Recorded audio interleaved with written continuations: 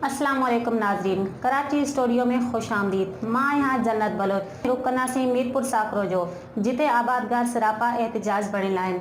असां सां इन वक़्त लाइन ते मौजूद आहे नादिर अली मरी। जी नादिर, तफ़सीलात खां आगाह कंदा।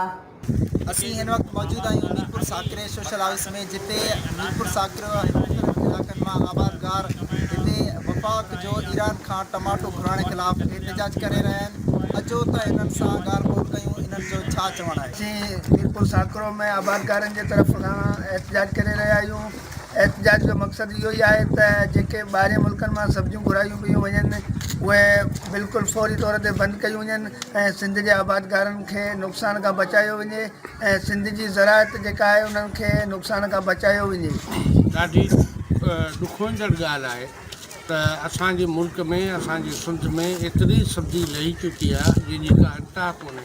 असांजे सूबे जो त पेट भरे सघे थी, पर असांजे पूरे मुल्क जो बि हीअ सब्जी पेट भरे सघे थी।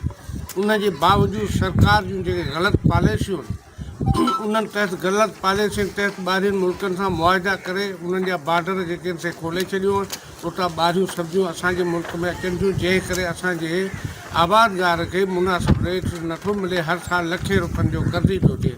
असां आला अख़्तियारियुनि खां इहे घुर था करियूं त फिल फौरन बार्डर बंदि कया वञनि, असांजे सब्जियुनि खे मुनासिबु रेट ॾिनो वञे। रहमान रहीम, असीं हुकूमत पाकिस्तान, हुकूमत सिंध खां मुतालबो था कयूं त सिंध जो जेको ज़राअत आहे उन सां इंसाफ़ कयो वञे।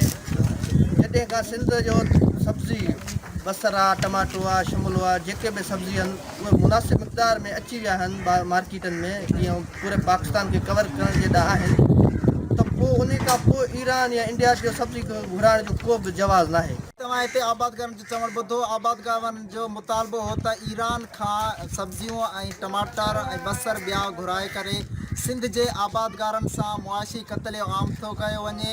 हुकूमत खां इन्हनि मुतालबो कयो आहे त हीअ ॿाहिरियां सब्जियूं बंदि कराए वञनि ऐं सिंध जो मुआशी सनत खे मज़बूत कयो वञे, सिंध जे सब्जियुनि खे ॿाहिरि एक्सपोर्ट कयो वञे।